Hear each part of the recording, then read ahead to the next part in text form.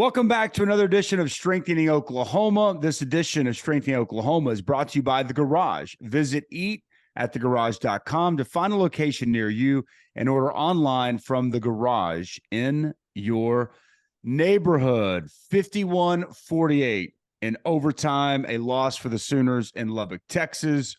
And a guy who found the end zone a couple of times, been such a key piece of this team all season, joins us here once again, Mr. Brayden Willis. Brayden, as always, thanks for the time, man. Sorry about the tough loss in Lubbock on Saturday night. Yes, sir. Y'all, thank y'all for having me. And yeah, it is what it is. Yeah.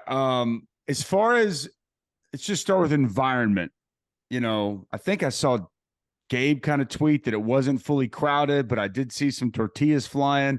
What was the environment there in Lubbock, Texas on Saturday night like?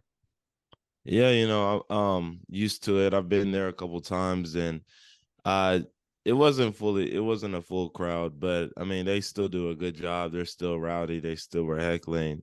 The student section was behind us, so they still did a good job. Like you said, it wasn't, close. I mean, it was close to capacity, but it wasn't all the way full, but they still did a pretty good job. Like you said, tortillas were flying, hot dog buns and hot dogs are flying, and everything else that could be thrown was thrown. So you know how they get down. But it was a good atmosphere. I mean, me personally, I like going into atmospheres like that and trying to shut them up. But they do a good job out there. They definitely do. And a bunch of the student section was empty because, a bunch of these kids that go to Tech live quite a ways away from Lubbock, but it was still a solid environment. But Brayden, I know another disappointing loss, man. What did you think just about how you guys played offensively? What'd you think after going back and reviewing the film? Yeah, I mean, as always, there's always room for improvement. I could think of a couple times where we had chances, and I said this in a post-game interview, but where we had chances to slam the door, close the door and, just walk away with the win, and we didn't. The first one that comes to mind is after CJ Colden's pick. We had a chance to go down there and score, like actually get a touchdown, and we end up kicking a field goal, and maybe if we score a touchdown, that game is over. There's just little bitty miscues and little bitty mistakes, like not echoing a call all the way down the line, and just little bitty mistakes that become big mistakes in a close game like that. So I think we played really well. Obviously there's a lot of stats to show that, 700 yards of offense, 200-yard receivers. I mean, EG had a day. DG threw for 6 touchdowns. I mean, the offensive line played relatively well. I think we did some really good things, but obviously it wasn't enough. And that's just the disappointing thing in it all, is that we didn't play well enough to come out with the dub, because first and foremost, that is the most important thing for us as offense. I mean, you win as a team, you lose as a team. That's the way it goes. But I mean, Oklahoma didn't lose that game Saturday night because of the offense. I mean, 48 points in regulation, you should win that game every time. But having said that, you mentioned some of the little mistakes. I think of a sequence in the second quarter when you had a chance to go up 21-0, and you guys hit the end zone twice, but both times called back for penalties. The second one in particular, the pass interference call. Help me with the coaching point on that, because Theo comes out and he legitimately, like Porter Moser style screens the guy. When you guys are coached to do that, obviously you want to get in his way because it's man coverage and you want to allow Marvin to get off and be open. But I mean, is it tough? I mean, are you guys supposed to actually set a screen like that? Are you supposed to run your route and just try to collision and maybe get, in the way of the defender? Help me understand kind of from a coaching perspective what you guys are supposed to do when a play like that is called. Yeah, it's tricky. We have a couple different plays where in some instances we are trying to run interference and we're not supposed to really touch the guy. And then in some instances, we have plays where we're blocking downfield and we just have to catch the ball behind the line of scrimmage. Right. Some plays get drawn out where, stuff don't really work out the way it's supposed to. For instance, on my touchdown, this was a play we're supposed to be blocking downfield, and my first touchdown, we're supposed to be blocking downfield, and I think we had a little miscue on the offensive line. I had to go inside someone. I was downfield, so Marv ended up really not touching anybody. But it just depends on the play. But I do think we have to, that's just one of those things. We have to be a little bit more detailed in situations like that. And, we know that we're not going to be given anything in terms of, officiating. So that gives us even more of a reason to be more on our, cross the T's and dot the I's and be on our P's and Q's. So it's unfortunate that it's come down to that this season, but that's just what it is. And we just have to be better ultimately at the end of the day. It should have never come to that play, because if the left tackle and left guard would have just gotten set in their stance, you guys walk in the end zone the play before. Yeah. But that's just how I saw it. That's just Right. me viewing it through the lens of an offensive lineman. Now, walk us through the fake field goal, man, because this is twice now where, Nunez and Venables have dialed it up in a very unexpected situation. It seemed like the timing got thrown off just a little bit, right? Yeah, it did. And it was, all week we've been working a certain look, and I think we got that look, but they didn't react the way we expected them to react. And so I guess one of the defensive linemen didn't really do what our tackle was expecting him to do, and he got penetration. And he was in the way of Turk, and there's really a speed option, like a speed option with a shovel, I guess. And I just think that, Turk being a punter, not used to being in a situation like that, doesn't know to keep on running, let him get a little closer, then pitch it. He just tried to pitch it over the guy, couldn't even see the ball. It just popped out of nowhere, and I was like, oh, snap. And yeah, I think if there wasn't any penetration, I think it's a good play. But, obviously the timing got messed up and there was all types of stuff wrong. And we went into the week and it looked good all week, and the looks look great for it. And that's just football. Sometimes things don't work out the way you thought they were going to work out. It just is much more amplified on a field goal when you're supposed to get points rather than a regular offensive play. So you had a really productive day, 7 catches, 74 yards, 2 touchdowns, and you referenced it earlier. Dylan Gabriel had a productive day, over 400 yards passing, 6 touchdowns. Seemed like he had better accuracy and command, especially down the field. A lot of his throws were really on point and on target. Did you think that was the best we've seen of DG this year? Yeah, he definitely played his tail off, man. And he was prepared for that game. And like you said, he was putting balls on the money and giving guys a chance. And I just applaud the way he, kept on fighting through that game. Obviously had the late hit early. I mean, the hit later in the game. And then he came back from that. But, he just fought every play of that game, and then played some really good football.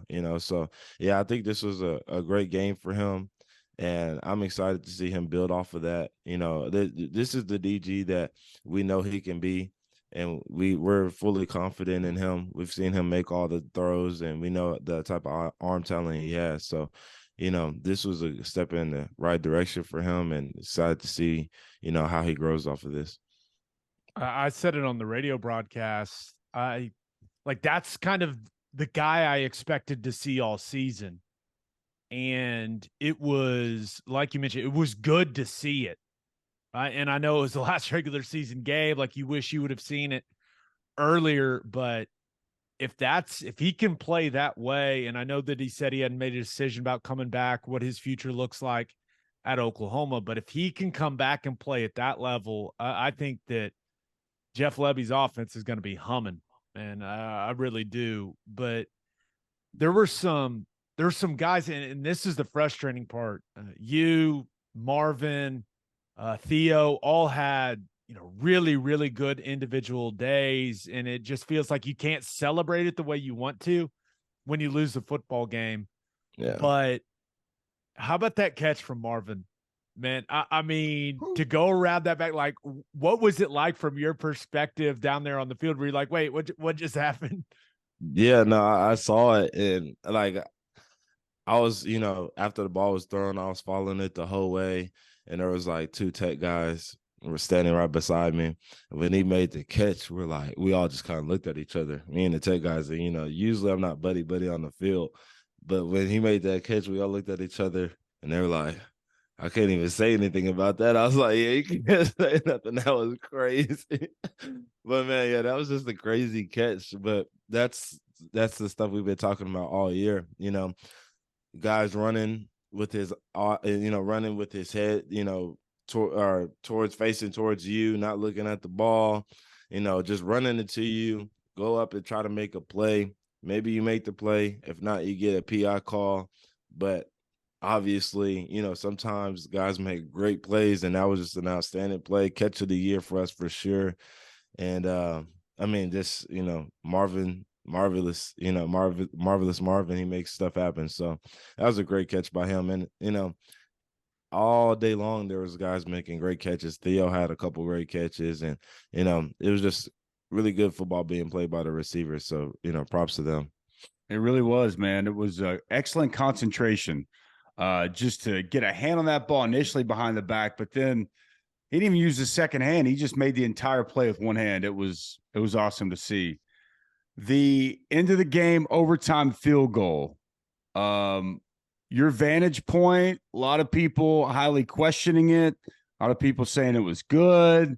It was gray area. It was very, very close. What did it look like from your perspective? Do you feel like you guys were essentially cheated the way a lot of I see fans and other people feel like is what transpired in Lubbock on Saturday night? Yeah, typically I'm, very, in the middle on these situations, but that field goal went in, and I don't understand, what the confusion was. Like you said, I was on the field. I'm on a field goal unit. I saw it go in. We went to start celebrating. We saw them say it didn't go in. And you got a lot of people arguing that it didn't go in because the fans started celebrating. Well, we're at Tech. Of course, they're going to start, trying to say it didn't go in, right?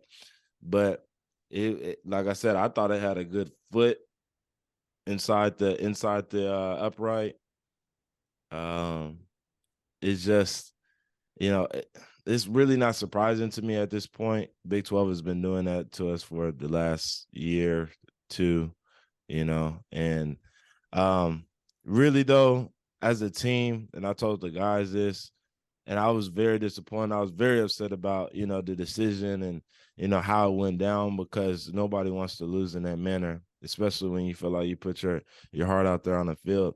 But I told the guys, I was like, ultimately, guys, we can't even put ourselves in a position where it had to be all that. It has to be, a situation where we have to dominate the game, and we're not even dealing with that. If we take care of our business, we don't have to lean on the refs or, make sure, rely on them to make a great call. So, don't know what they saw, what was going on there. I don't know how they're going to respond to that, if they're going to release a statement or anything. But at the end of the day, we have to take blame ourselves, and, there could have been better ball played by us. So. Yep. No, I hear you, man. Now, it's your last season. You guys finished 6-6, right? And I think we all thought maybe there could be some ups and downs this year with the new staff, a lot of new faces on the roster, but I don't think any of us expected, you guys included, a 6-6 record. What's this season been like for you, man? I mean, just as one of the leaders of the team, as a guy that's played really, really well, what is What's this entire experience been like for you?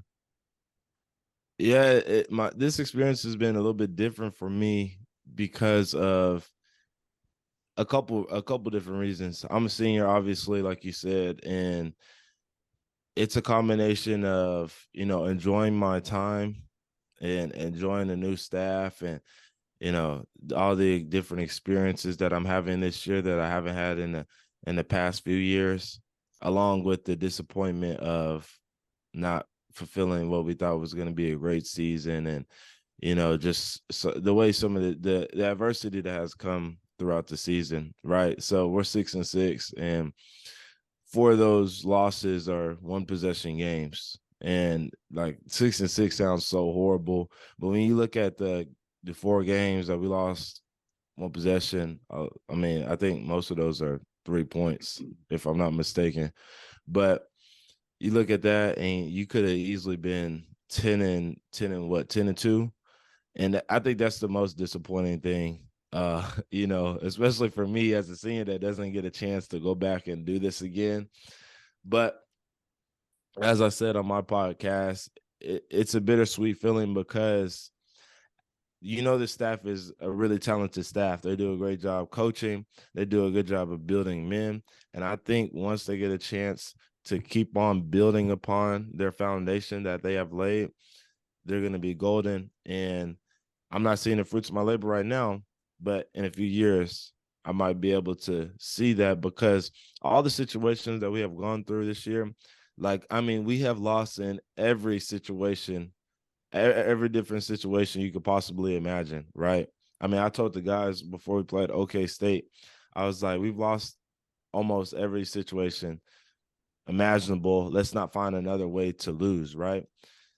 And at this point, it comes a time where, if you lost all these different ways, that the young guys are going to come back next year and they're going to be experienced, and now they're going to know in those situations what to do and what not to do, and hopefully they come out on the right side of those situations in the future.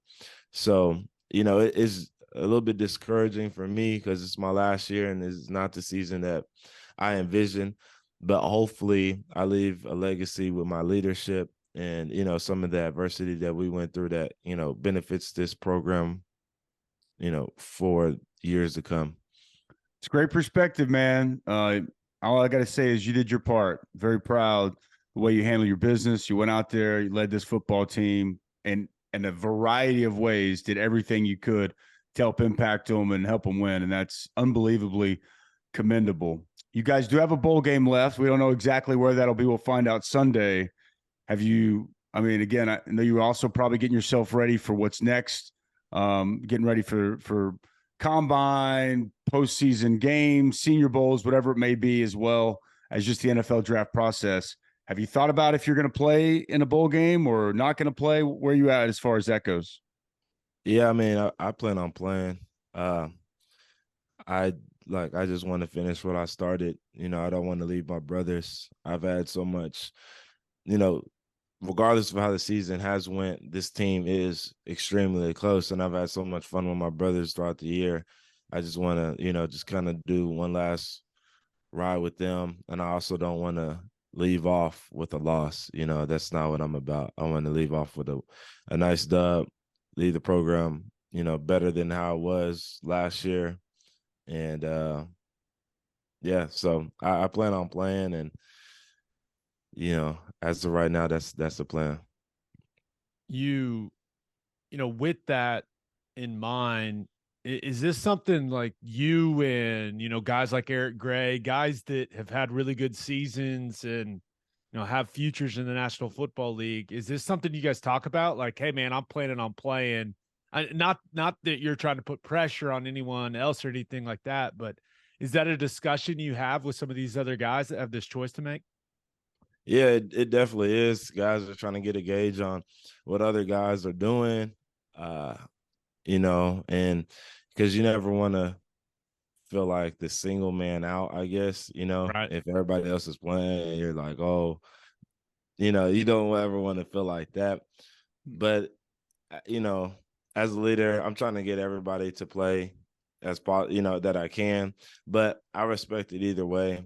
I know guys are, have a lot going on and, bright futures and I respect it, and because at the end of the day, we're talking about, possibly putting food on the table for families. And, it's a lot that goes into it that, we all know the stakes. But at the end of the day, my personal perspective is that everything that is meant for me will be there out there in front of me, and God has me.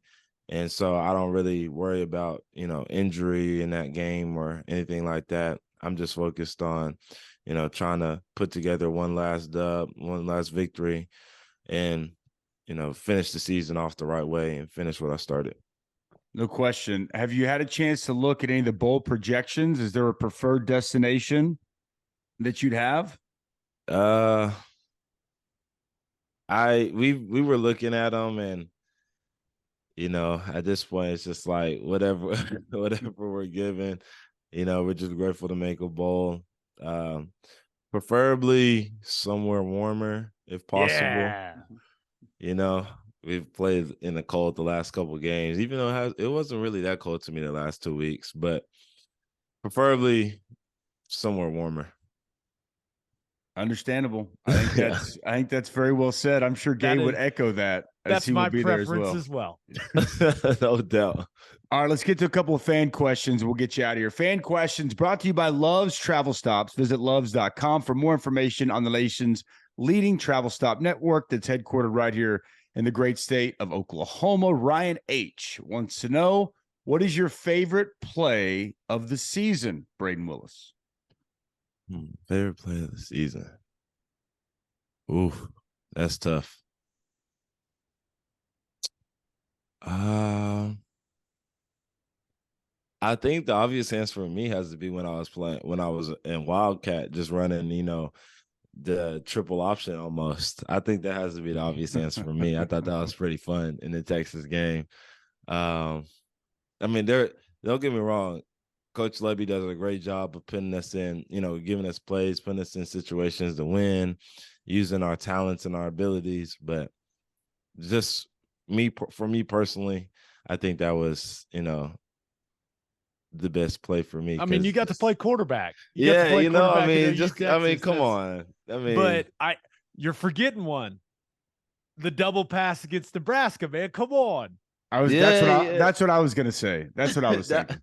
That one too. That was cool. But double pass, it was all right, but just the surrealness of being, feeling like a quarterback in that cotton ball. I kind of take that over, over the pass. I don't know. They're both up there, but I definitely think it was pretty cool playing quarterback. That's probably the one during the season where you're like about to get the snap, and at one point you're like, wait, what is happening? Like, no how doubt. Is this? I'm on the Texas side, and the stadium is rocking. They're trying to, get us to miscue, and I bring, I'm sitting there giving the play call to the offensive line, and I'm making sure everybody's set, and I'm like, wow, that's different. But yeah, it was fun though. Yeah. Okay, this last one comes from Hal S. This one may take you some thinking. What's your favorite memory at OU? Favorite memory at OU? Yeah, that definitely takes a little bit of thinking, because I've had so many great memories on so many different great teams.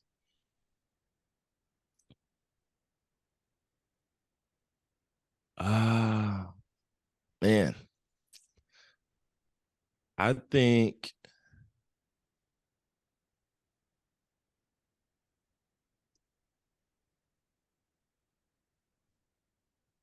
I'm gonna go with just a little bit more unconventional one, right? So in 2020, I had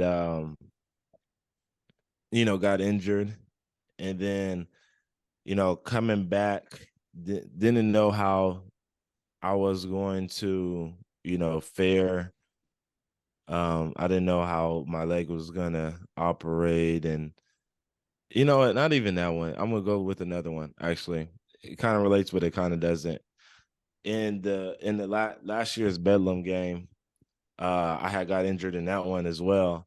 I had a slight tear in my MCL of my left leg, and I'm a guy that's gonna play through injury regardless. And came out, got taped up, went back in, jump ball fade, right, left corner of the end zone, and just a feeling of just kind of overcoming an injury to make that play, and the support that I have behind my teammates, which is what I was going to relate to the last situation. Just the support of my teammates throughout any of the injuries that I've had in my career is just unparalleled, and I'll never forget it. So that probably has to be my favorite memory, along with a lot of other ones. I mean, there's Baylor in 2019, and the Cotton Bowl, and what was it, last year, and the 4 overtime Cotton Bowl 2 years ago. And there's a lot of great games, don't get me wrong, but for me individually, that specific moment, definitely.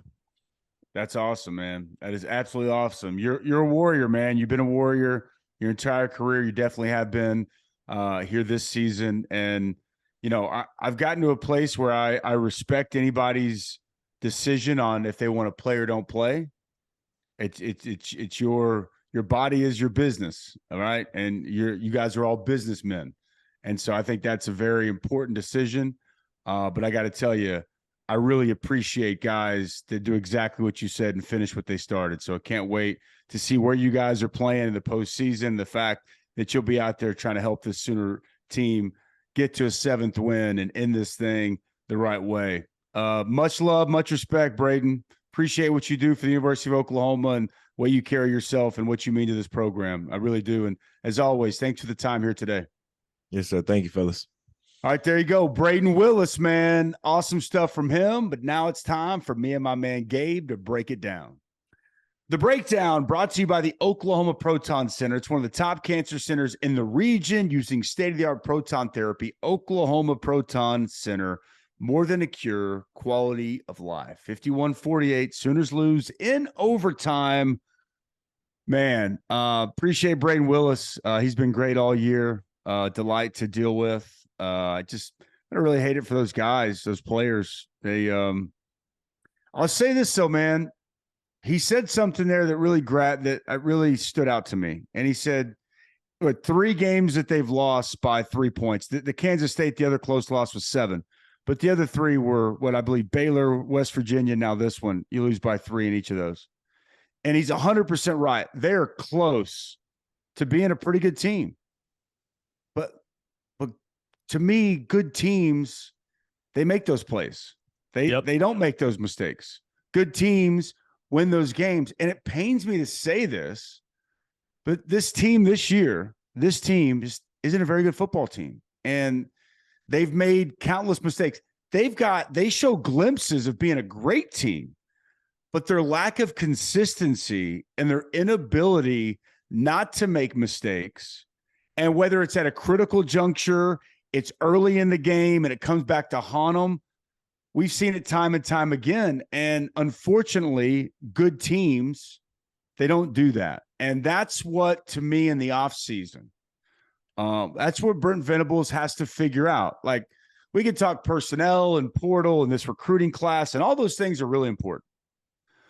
But the staff in particular is going to have to figure out, how do these mistakes we're making, or these plays that we continue to make and we find ways to lose games, how do we ensure that we find ways to win games? And how do we make sure that we're not making these mistakes to put ourselves behind the 8 ball? Because Brent Venables will be the first to tell you, the margin for error for this team is very small. It's very small. He's said that to a lot of people. He said that to us in our production meeting before Bedlam. And when you're playing with that small margins, it's a mistake here, it's a mistake there. And to me, Gabe, that's kind of been the storyline of the season. Just a combination of mistakes that have built up throughout the course of games and throughout the course of season.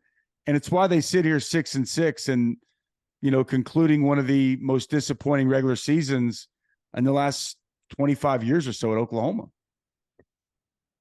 Yeah, it's, and I know it's not all about stats, but you pass for more yards, you rush for more yards, you win the turnover battle, you have 5 less penalties, and you lose.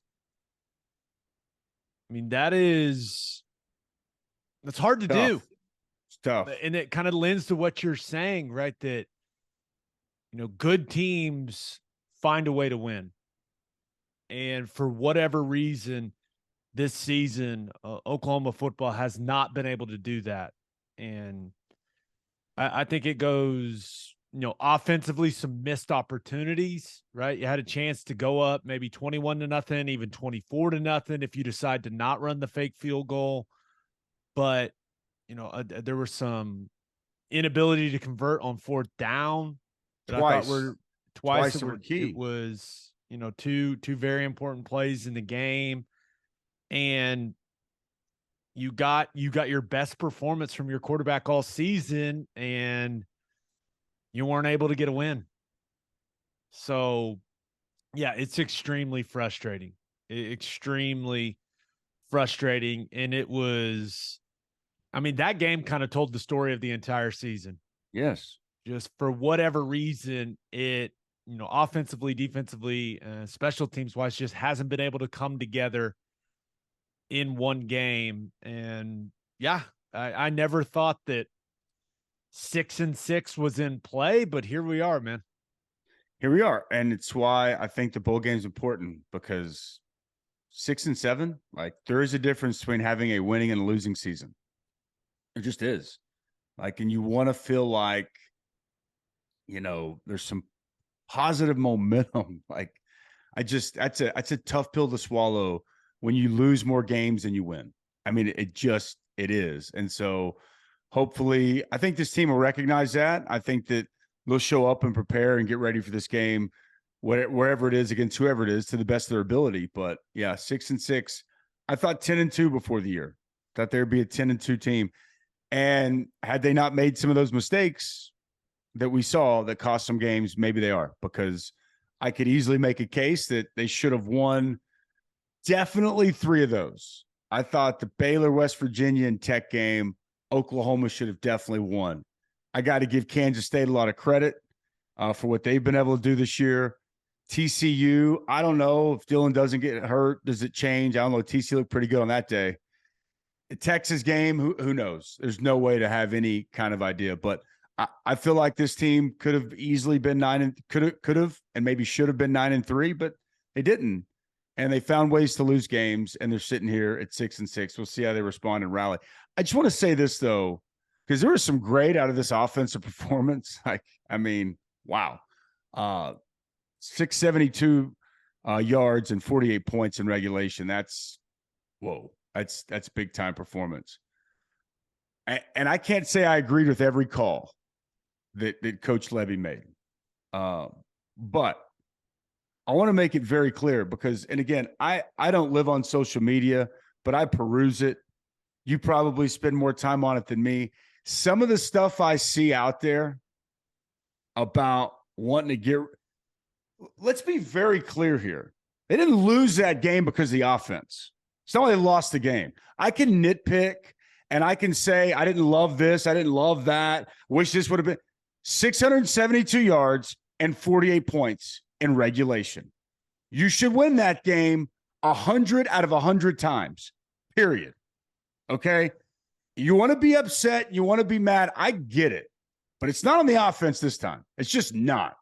Defensively, the lack of that was one of the worst tackling performances I've seen in a long time. I don't know if you've gone, but I'm sure you've watched the tape by now.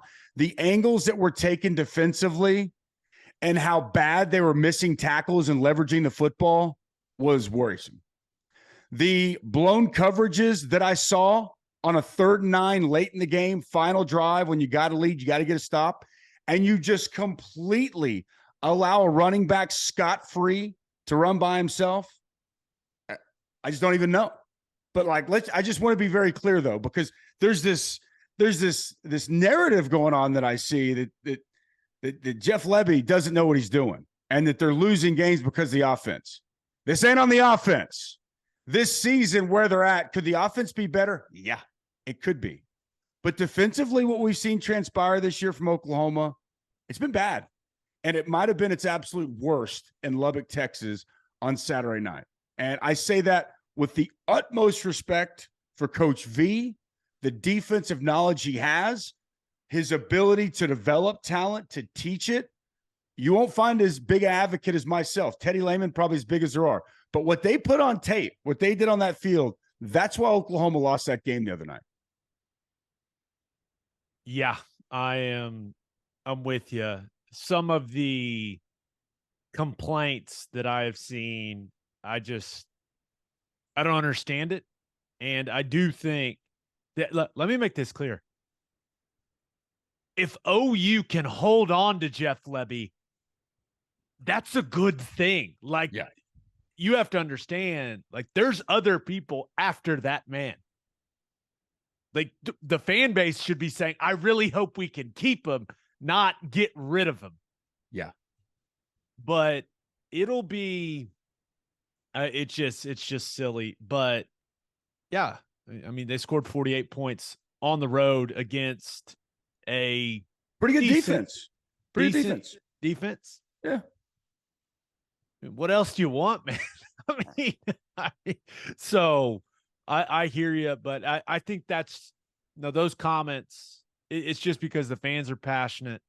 I get it. Everyone's upset about 6-6. Yeah. Everyone's just trying to find someone to blame. I get it. But yeah, that's not something this fan base should be advocating for, in my opinion, because I think Lebby is one of the best offense coordinators in the country. And if I'm not sure OU fans understand, he would be out of work for about 2 seconds before he was the offensive coordinator at some other big time Power 5 program. So that actually, when I read that stuff, it just kind of makes me chuckle. But yeah, because I mean, Jeff Lebby's not the one that completely busts on 2nd and 8 in overtime, one of the most important plays in the game. You have an offensive lineman run the wrong play.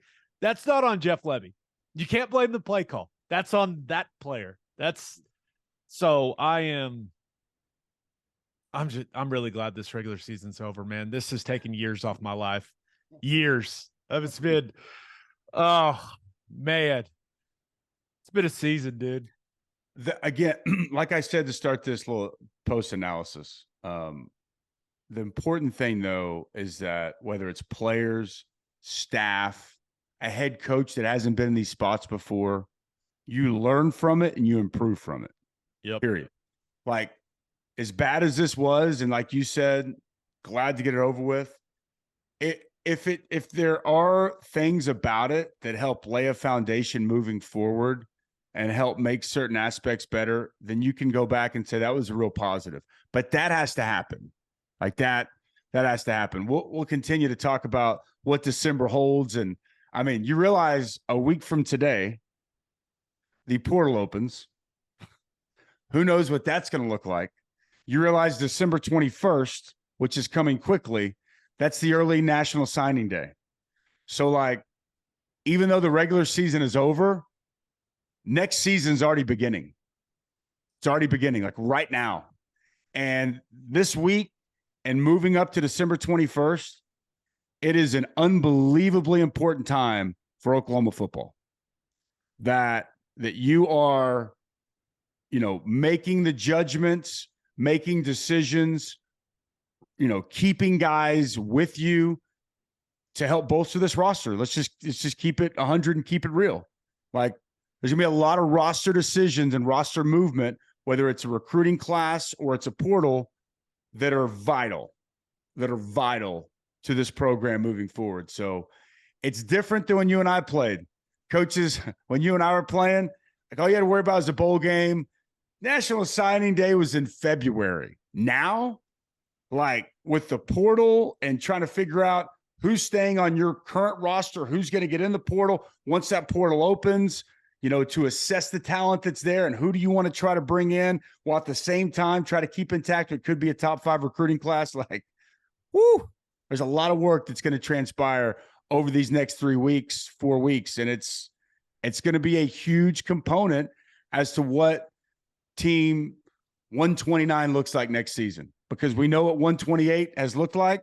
We know what that season was, and team 129 needs to look and play a lot better. There's no doubt. And, I know that the bowl game is important, right? You mentioned you want to finish with the winning season, but these next couple of weeks are huge for Brent Venables, for this staff, for this program. They got to upgrade the roster, man. I'll just say, like, they got to get some better players. And that's, you have to utilize the portal to upgrade in a few spots where you can. And then you got to keep that recruiting class together, because every other coach and school out there that is recruiting kids that are committed to Oklahoma right now are going, really? You want to go play 6-6? That's what you want. And it's up to BV and that staff to sell them the vision and what this thing is going to look like in the future, as opposed to what it looked like this season. That's not easy, man. It's not easy. So huge stretch right here for Oklahoma football. No question about that. Big thanks to Muse Growth Strategies for continuing to help us spread the word about strengthening Oklahoma. Be sure to check out our podcasts wherever you watch them, whether it's YouTube, Spotify, whatever that is, and be sure to click on that subscribe button. You can check out our website, strengtheningok.com, to continue to support our great athletes at Strengthening Oklahoma. And for the people that are just showing up, or the people that have been there, we thank you. We appreciate you. And we'll see you again next time right here on Strengthening Oklahoma.